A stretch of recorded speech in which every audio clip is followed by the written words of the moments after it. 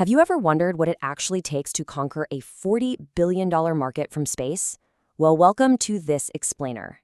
Today, we're putting an Earth observation company called Satellogic under the microscope.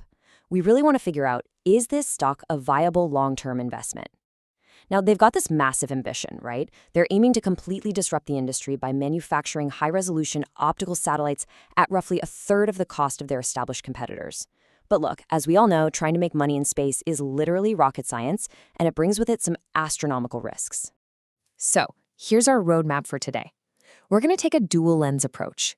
First, we'll look at the fundamental business realities, stuff like market shifts, management, and intrinsic value. Then, we'll pivot to an Elliott wave technical analysis to see exactly what the charts are signaling to us right now. All right, let's dive right into part one, business and market shifts. You know, the Earth observation industry is going through a massive paradigm shift. Between global geopolitical instability pushing defense budgets heavily towards space-based intelligence and rapid advances in AI that let a single analyst automatically monitor ground changes across thousands of locations instantly, the landscape is just totally different now.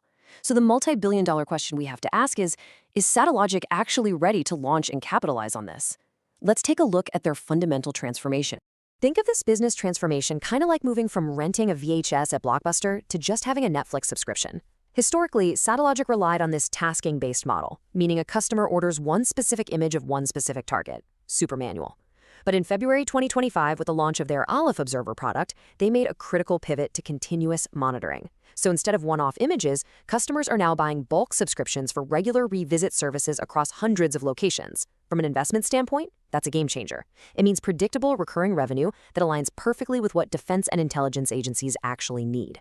And the crazy thing is, the market is already validating this pivot. Satellogic recently bagged an $18 million defense contract plus multiple seven-figure monitoring agreements. They've actually managed to compress the famously slow defense procurement cycle down to under 6 months.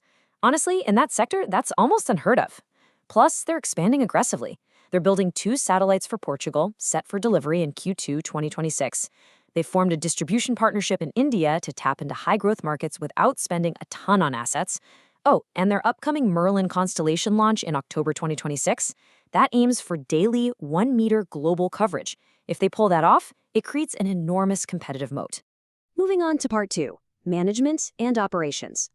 Now, a killer strategy is really only as good as the team steering the ship. Satellogic made a super smart move by re-domiciling from the British Virgin Islands to Delaware. That was absolutely vital to clear up geopolitical concerns and open the door for US and NATO defense contracts. They also brought on retired Navy Vice Admiral Frank D. Whitworth III to help turbocharge government sales. Operationally, they've trimmed the fat, saving about $9.6 million annually on headcount. But, and we've got to be objective here, there are some definite red flags. Their CFO, Rick Dunn, recently left, which obviously creates some sudden management uncertainty. Also, just to keep the lights on, heavy equity dilution has been totally unavoidable. The fully diluted share count has ballooned to around 140 million. So if you're focused on per-share value growth, you absolutely have to keep an eye on that. Okay, let's shift gears to part 3, financials and intrinsic value. When we look through the financial lens, we see some classic early-stage growth traits. Look at this accelerating top-line trajectory. In 2024, they brought in roughly $12.9 million. In 2025, that jumped up to $17.7 million. And by Q1 of 2026, they hit $6.1 million for the quarter alone. That's an 80% year-over-year jump, setting an annualized pace of over $24 million. Gross margins are moving in the right direction, and they actually hit their first positive operating cash flow in Q1 2026. But wow, do not let that revenue jump blind you to the reality of the costs here. Building things for space is just insanely expensive. In 2024, the company posted a massive net loss of over $116 million. Now, about $60 million of that was non-cash fair value adjustments, but the operating loss was still deep in the red. Satellites depreciate incredibly fast, and the capital expenditure needs just never stop. The silver lining, though? Through external financing, they've secured a cash reserve of $122 million by Q1 2026, which buys them a lot of runway. So what is this whole shebang actually worth? Well, if we run a two-stage discounted cash flow valuation, assuming a huge 40 to 60% revenue growth rate and baking in a high weighted average cost of capital of 15 to 18% to account for the premium cost of funding a risky space startup, the base case intrinsic value lands somewhere between $4 and $9 a share. At its current price around $6.30, with a price-to-sales ratio sitting above 35x, the stock is essentially fairly valued, but only if management executes perfectly from here on out. All right, let's totally switch lenses for Part 4, Elliott Wave Technical Analysis.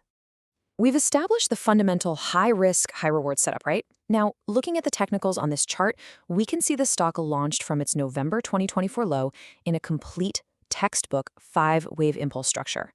We had this massive surge in Wave 3 that peaked at $10.70. Since then, we've settled into a Wave 4 correction. The absolute key metric to watch here is the RSI, or Relative Strength Index, which is sitting at 55.21. During this entire pullback, the RSI hasn't dipped below 40. That basically tells us the underlying momentum hasn't died out yet. The broader bullish structure is totally intact. Now, understanding the rules of this wave breakdown is absolutely crucial. Wave 1 took us up to the $5 mark. Wave 2 was a pretty deep correction, which was then followed by that really strong surge in Wave 3, perfectly aligning with Elliott wave theory, by the way. Right now, we're living in the Wave 4 correction. And here's the golden rule you need to remember. Wave 4 cannot drop back into the price territory of Wave 1. That makes the $5 mark a hard line in the sand. As long as support holds above $5, this entire bullish pattern remains valid.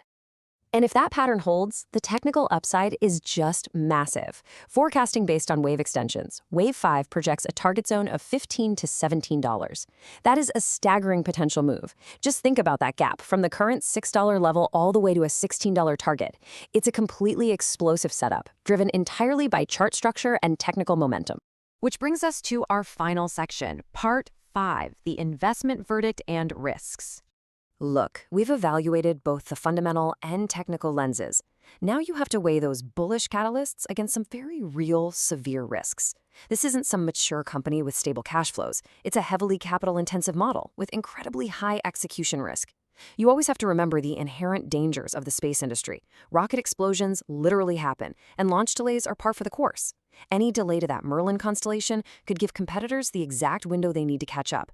And technically, we're talking about small cap volatility. A sudden breakdown below that $5 support level would invalidate the entire bullish chart setup in a heartbeat.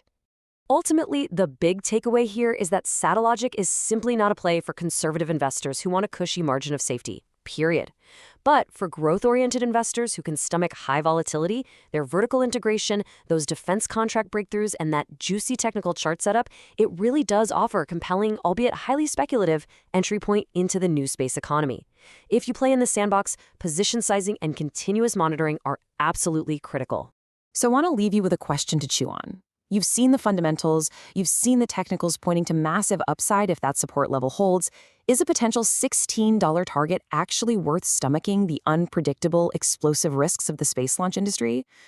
Well, that's a decision only your own risk appetite can make.